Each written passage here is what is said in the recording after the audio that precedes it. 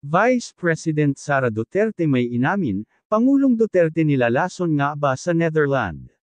Grabe itong pasabog ni Vice President Sara Duterte. Kung tutuusin, hindi pasabog. Ito ay isang pag-amin na ganito nga. At talagang nakakagulat ito, itong balita na ipinarating sa atin ni Vice President Sara Duterte.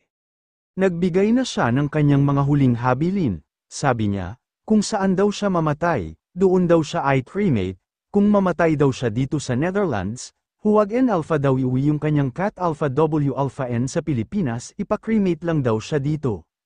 Kaya sabi ko nga, he is not in the mood, nagbigay na siya ng kanyang huling habilin. Sabi niya, kung saan daw siya mamatay, doon daw siya ilibing.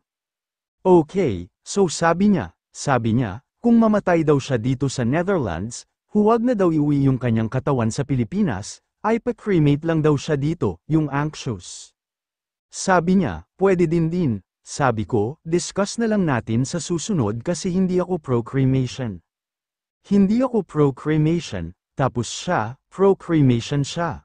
Then sabi ko sa kanya, so anong mangyayari dito kung kunwari hindi namin sundin yung ano po, apihil mo na i-cremate ka. Sabi ko, ay libing na namin sa tabi ng tatay mo.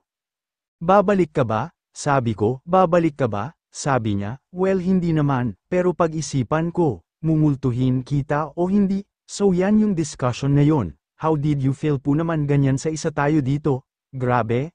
Naman kung ganoon yung post, dami dito na umiyak, well, natural din naman na siguro yun sa 80 years old, no, na mag-isip na ganun, and mabuti na rin yun na alam natin lahat kung ano yung kanyang last wishes, but magagawa yun.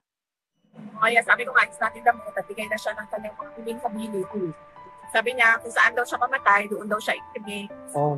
Okay, so sabi niya, naman yan? Oo. Sabi niya, kung pumatay daw siya dito sa Netherlands, huwag na daw iuwi yung kanyang katawan sa Pilipinas. Ipa-cremate lang daw siya dito yung ashes daw.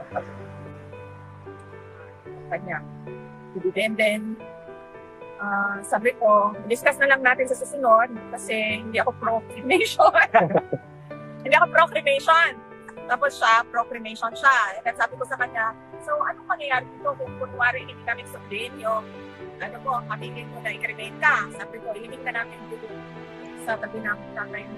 Babalik ka ba? Sabi ko, babalik ka ba? Sabi niya, well, hindi naman, pero pag-isipan ko, kung kukultuhin kita o hindi. So, yan yung discussion na yun. How did you feel po nung magganyan si Tatay Digo? Kami, nalulungkot kayo. Yeah. Dami gusto na umiyak. Yeah. Well, natural din naman na siguro yung sa 8 years old, no? Na mag-isip na ganon.